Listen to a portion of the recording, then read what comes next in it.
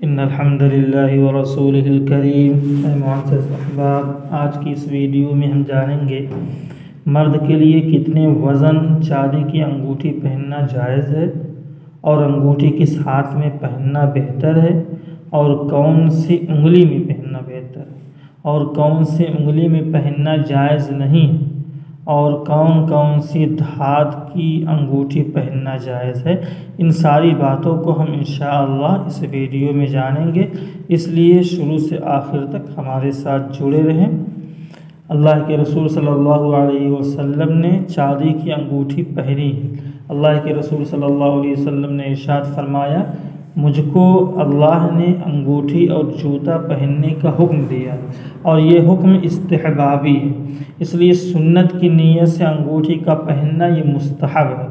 لیکن صرف زینت کی نیت سے پہننا علماء نے اس کو خلاف اولا لکھا ہے، مگر یہ بھی جائز ہے۔ حضرات صحابہ اور تابعین سے بھی انگوٹھی کا پہننا ثابت ہے۔ آپ صلی اللہ علیہ وسلم کے پاس متعدد انگوٹھیاں تھیں، کئی انگوٹھیاں تھیں۔ اس میں سے ایک انگوٹھی چاندی کی تھی، اس کا حلقہ چاندی کا تھا اور اس کا نگینہ بھی چاندی کا تھا، اور ایک انگوٹھی تھی اس کا حلقہ چاندی کا تھا لیکن اس کا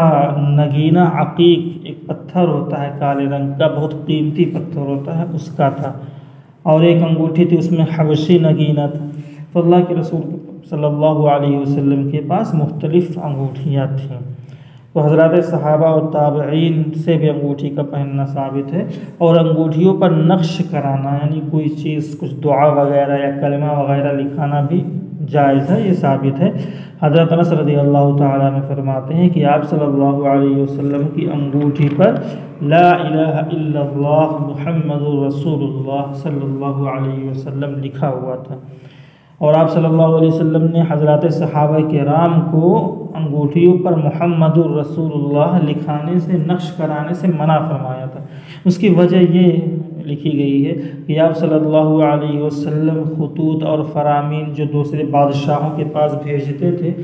یا ان کو اسلام کی دعوت دیتے تھے، تو اس پر اللہ کے رسول صلی اللہ علیہ وسلم اپنی انگوٹھی سے مہر لگاتے تھے، اور وہ مہر تھی محمد رسول اللہ۔ اس لیے اللہ کے رسول صلی اللہ علیہ وسلم نے حضرات صحابہ کرام رضی اللہ تعالی عنہم اجمعین کو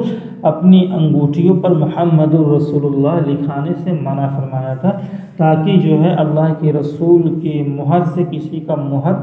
خلط ملط نہ ہو، مخلوط نہ ہو، اس لیے اس حکمت کے تحت اللہ کے رسول صلی اللہ علیہ وسلم نے منع فرمایا تھا۔ بہرحال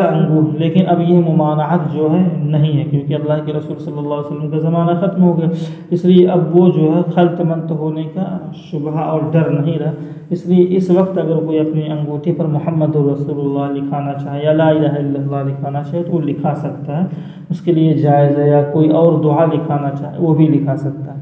لیکن اگر ہم نے انگوٹھی پر کوئی دعا یا کوئی ذکر یا کلمہ وغیرہ لکھوا لیا ہے تو بہتر ہے کہ جب بیت الخلاء جائیں تو اس انگوٹھی کو نکال کر کے رکھ دیں،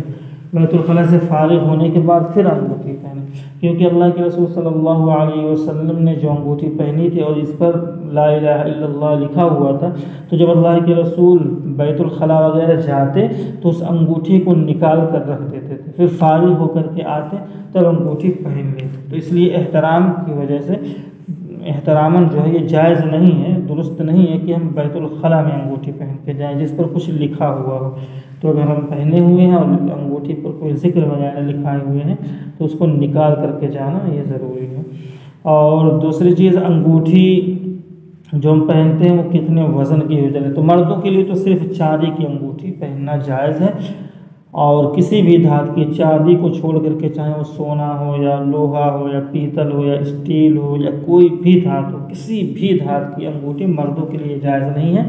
صرف چاندی کی انگوٹھی جائز ہے، اور وہ بھی اس کا وزن 4.5 ماشا یعنی 4 گرام اور 374 ملی گرام سے کم ہی رہنا چاہیے۔ اگر اس سے زیادہ ہوگا تو یہ جائز نہیں ہوگا مردوں کے لیے، یہ حرام ہوگا اور گناہ کا کام ہوگا۔ تو اور اس سے صرف انگوٹھی اور کوئی بھی زیور مردوں کے لیے یہ جائز نہیں ہے انگوٹھی کے علاوہ۔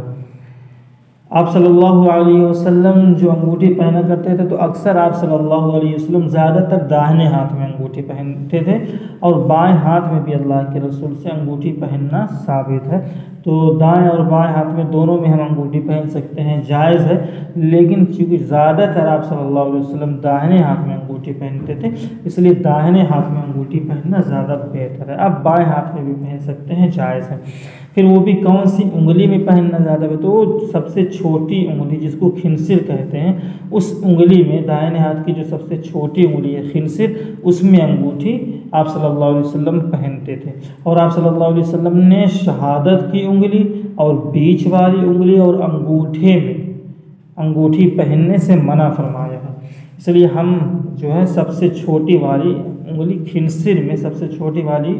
انگلی خنصر میں انگوٹھی پہنیں، یہ ہمارے لیے بہتر ہے۔ اور بیچ والی انگلی اور شہادت والی انگلی اور انگوٹھے میں، ان تینوں انگلیوں میں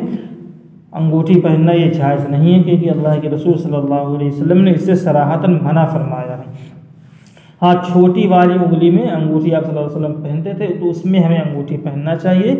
اور خنصر کی بغل والی جو انگلی ہے، چھوٹی انگلی سے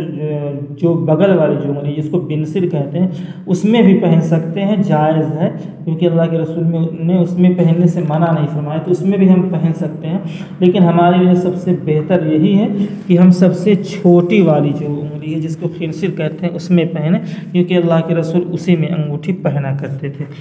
تو یہ معلومات تھی۔ اللہ تعالی سے دعا ہے کہ اللہ ہمیں، اگر ہم پہننا چاہتے ہیں، ہمیں شوق ہے تو ہم ان باتوں پر عمل کریں، اللہ ہمیں اس پر عمل کی توفیق عطا فرمائے، آمین۔